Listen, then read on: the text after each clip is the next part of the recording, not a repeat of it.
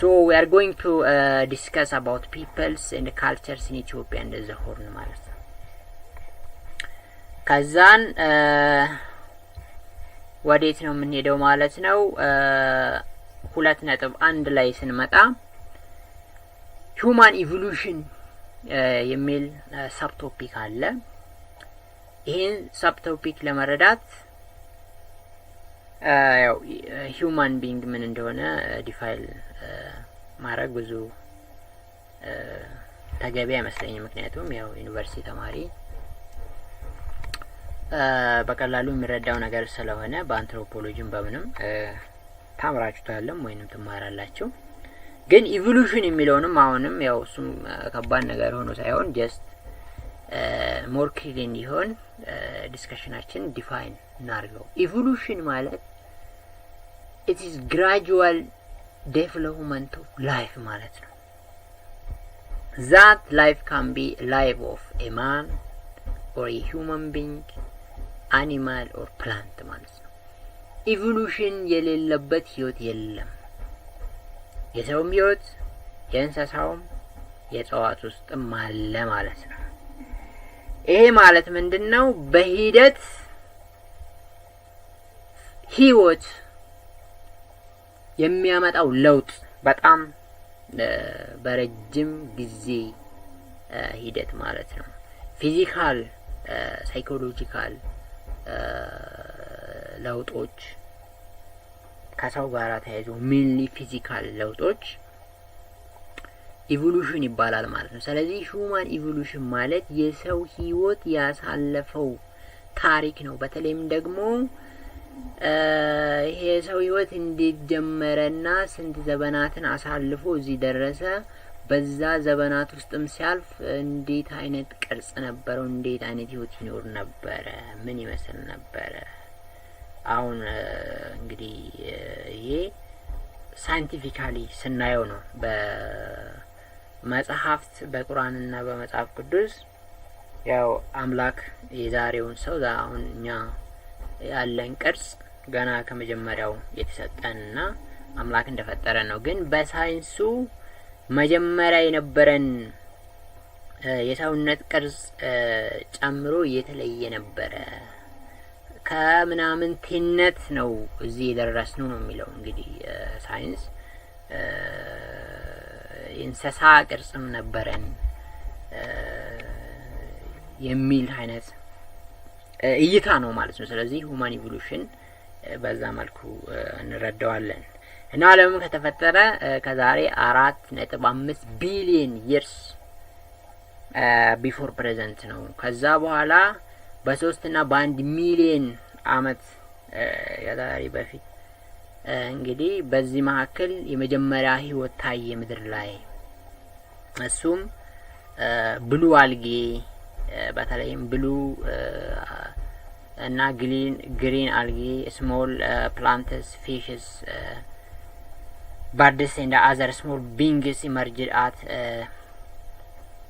800 million years before present ተብሎ ይታሰባል ማለት ነው ከዛ በኋላ primates መጡ branched of placental mammal stream as of 200 and 170 million years before present ማለት ነው ከቀደም ከተቀስናቸው ከአልጌ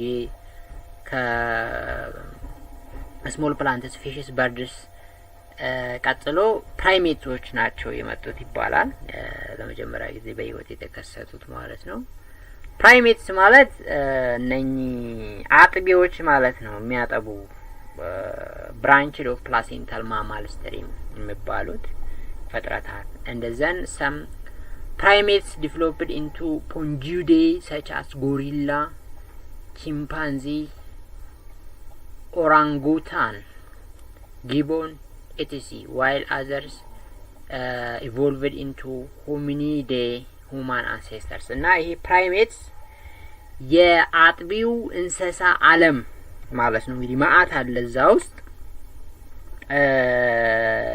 እንግዲህ አሁን እንግዲህ አጥቢ እንስሳ ስናነሳ ዝንጀሮ ልናነሳ ነው ካብቶችን በጥቅሉ ልናነሳ ነው ብዙዎቹን ፍጥረታት ልናነሳ ነው ማለት ነው ከውሻም ከምንም ጀምሮ ከዛ ይሄ ነገድ አጥቢ የእንስሳ ዓለም በሁለት ተከፈለ ይላል። ሁለት ነገድ ሆነ። አንደኛው ፖንጁዴ የሚባል ክላስ እና ሁሚኒዴ የሚባል ክላስ መጣ። ፖንጁዴ የሚባለው ክላስ ቺምፓዚ፣ ጎሪላ፣ ኦራንጉታን እና ጊቦን የሚመሳሰሉትን የአጥቢ ክፍል የሚይዝ ነው ማለት ነው። ሌላው ሁሚኒዴ የሚባል ነው። እሱም የአሁኑን የሰው ዘር የሚይዝ ነው ማለት ነው። አሁን ሰው የምንለው ፍጥረት ከዚህኛው ፋሚሊ ነው የመጣው ማለት ነው። አሁን ሁለት ፋሚሊ ነበር በጥቅሉ የፕራይሜት ፋሚሊ ፖንጁዴ እና ሁሚኒዴ። ከዛ የሰው ዘር ደግሞ ከሁሚኒዴ ነገድ ወይንም የፍጥረታት ዝርያ የመጣ ነው እና ሁሚኒዴ አባቶቻችን አሁን አባቶቻችን ስንል አሁን በቅርብ ያሉትን ሳይሆን የሩቅ የሚሊየን አባቶቻችንና አያቶቻችን ናቸው እነኚህ እንስሶች ማለት ነው። የሚሊየን አመታት አያቶቻችን እና አባቶቻችን ሁሚኒዴ የሚባል የአጥቢ እንስሳ ክፍል ነው ማለት ነው። Archaeological evidence suggests that East African Rift Valley is a cradle of humanity. አሁን እንግዲህ መጀመሪያም ስንጀምር እርሱ ምን ብሎ ነው የጀመረው? peoples and cultures in Ethiopia and Horn Africa ነው የሚለው። ስለዚህ ሰላሳው ዝርያ አመጣጥ በተለይም ሁማን ኢቮሉሽን ስናወራም ኢስት አፍሪካ ሪፍት ቫሊ እናነሳለን። የኢስት አፍሪካ ሪፍት ቫሊ ደግሞ ያለው ሆርን አፍሪካ ውስጥ ነው። ሆርን አፍሪካ ውስጥ ማለት ይሄ ጉዳይ ኤርትራን፣ ኢትዮጵያን፣ ጅቡቲንና ሶማሊያን የሚመለከት ነው በዋነኝነት። ስለዚህ ሆርን አፍሪካ is a cradle of humanity. ፓርቲኩላርሊ ደግሞ ኢስት አፍሪካን ሪፍት ቫሊ የሚባለው የምስራቅ አፍሪካ ስምጥ ሸለቆ የምንለው የሰው ልጅ መገኛ ተደርጎ ነው የሚወሰደው። ምክንያቱም አርኪኦሎጂካል ኤቪደንሶች እዛ ከዚህ በፊት የሰው ዝርያ እንደነበር ያሳያሉ። ከዛሬ ሚሊየን አመታት በፊት የሁሚኒዴ ሬሚናንቱ የሚገኘው እዛ ስለሆነ ማለት ነው። ኤቪደንስስ ሪሌትድ ቱ ቦዝ ባዮሎጂካል ኤንድ ካልቸራል evolution have been discovered in the lower Omo and the middle Awash river valleys both by Ethiopian and foreign scholars.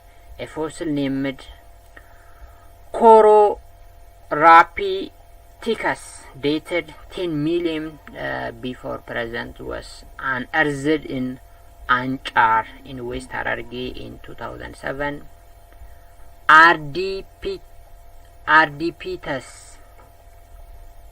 Ardipithecus ramidus ካዳባ የሚባለውም እዛው አካባቢ የተገኘ ነው።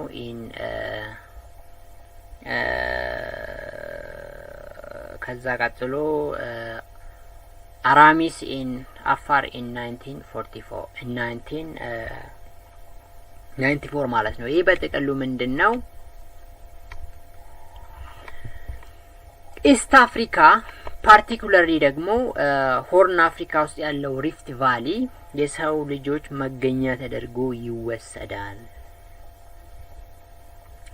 እነ ድንቅነሽንም እናነሳለን፣ እነ ሰላምንም እናነሳለን። እነኚህ ቅሪተ አካሎች የሰው ልጅ ለመጀመሪያ ጊዜ በዚህ ሪጅን ውስጥ እንደተገኘ እናም ሪጅኑም የሰው ልጅ መገኛ ተደርጎ እንደሚቆጠር ይነሳል ማለት ነው። ከዛ ቀጥሎ ከሆርን አፍሪካ ወጣ ስንል ሌክ ቱርካና ውስጥ አለ። እንግዲህ ሌክ ቱርካና ወደ ኬንያ አካባቢ ልንሄድ ነው ማለት ነው። በጥቅሉ ሆርን አፍሪካ ውስጥ የሰው ልጅ መገኛ ተደርገው የሚቆጠሩ ሳይቶች አሉ። አንደኛ ሪፍት ቫሊ ነው። ፓርቲኩላርሊ ደግሞ ሚድል አዋሽ የሚባለው ቦታ ብዙ እንትን የተገኘበት ነው ማለት ነው፣ ቅሪት አካላት። The development of the human brain was to be the main feature of the next stage of human evolution, which produced the genus Homo, believed to have emerged 2 or 2.5 million years before present. Different evidence of the Homo genus, the genus Homo, have been recovered in different parts of Ethiopia and the Horn. Partial skull of a fossil termed as Homo habilis, which is derived from Latin terms Homo, human being, and habilis, skillful use of hands, dated 1.9 million years before present, has been found in the lower Omo. ሌላው ስለ ሂውማን ኢቮሉሽን ስናወራ ሶስት ነገሮችን እናነሳለን። ሆሞ ሃቢሊስ የሚባል አለ፣ ሆሞ ኤሬክተስ አለ፣ ከዛ ሆሞ ሳፒየንስ አለ። ሆሞ ሃቢሊስ የሚባለው የሚሊዮን አመታት አባታችን በእጁ የሚጠቀም ለመጀመሪያ ጊዜ እጁን መጠቀም የቻለ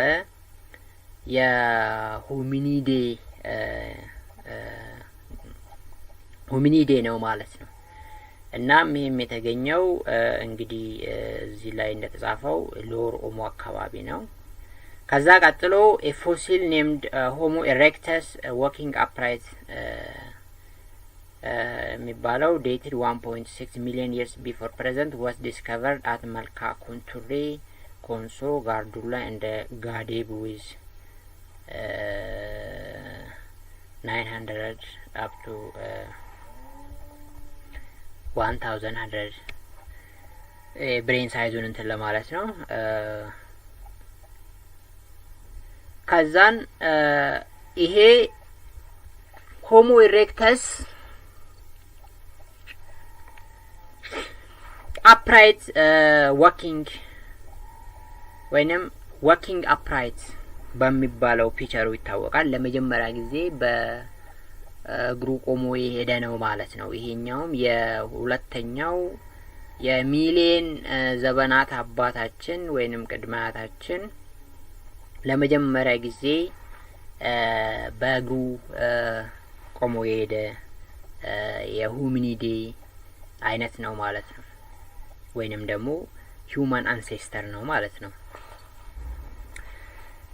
ከዛ Homo erectus seems to have originated in Africa and then spread out to the rest of the world ነው የሚባለው። እንግዲህ መጀመሪያ አፍሪካ ውስጥ እንደተገኘና ከዛ በኋላ የቀሩትም አለማት ከአፍሪካ በሄደው እንደተሞሉ ነው።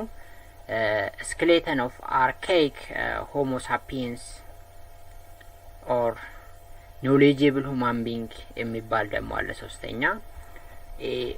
ሆሞ ሳፒየንስ የሚባለው በብሬኑ የሚጠቀም ነው።